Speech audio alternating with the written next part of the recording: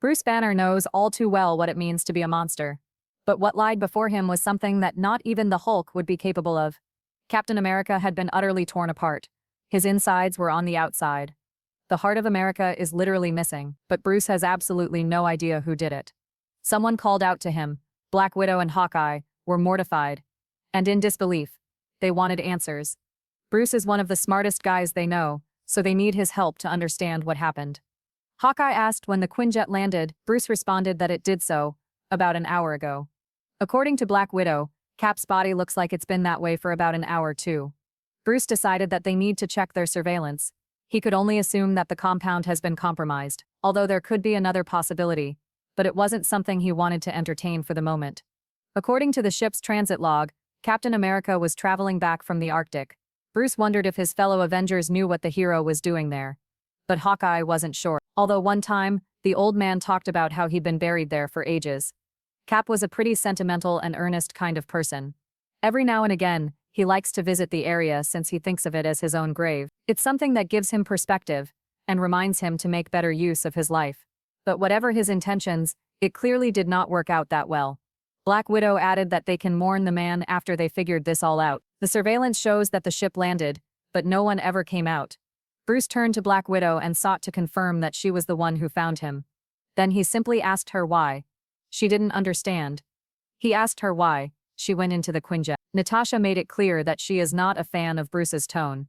Banner emphasized the fact that Captain America is dead, and that she is the only one who entered the aircraft. The super spy grabbed him by the collar and shouted that she and Cap were supposed to spar in the gym, and that she went to look for him. She questioned if he really believed she would kill her own friend. Natasha slammed Bruce into the control station and yelled that if she wanted to kill any of them, there wouldn't be any bodies left to find. Bruce tried his best to fight back Hulk's rage, as she pointed to the fact that gruesome killings are more of the big guy's style anyway. Hawkeye broke them up and insisted that they need to let their fellow Avengers know what's happened. Bruce apologized. Hawkeye added that now isn't the time to be turning on each other. And again, Bruce said he was sorry. Iron Man told them that he'd be in the lab all night. And that is exactly where they found him. Bruce wasn't sure how to break the news to him, but when he looked down, things only got worse. The red puddle he stepped in caused Bruce to begin panic. Blood was leaking from Tony's suit, while flies crowded around it. Bruce called out to Jarvis, and the artificial assistant responded hesitantly. Bruce admitted that Tony gave him override credentials several years ago, using his voice signature as a key. He asked for the suit to be disengaged. A terrible mess of gore spilled out from the legendary suit. What remained of Tony Stark was too horrific to be described. Shaking, Bruce told Jarvis to play back the final interaction Tony had before he was killed. In the recording, Tony told someone not to sneak up on him so suddenly. He wondered what brought them to the lab. The genius decided to guess either the visitor wanted some nails to go with their hammer, or a heavenly subwoofer to increase the bass of their thunder. The answer became obvious.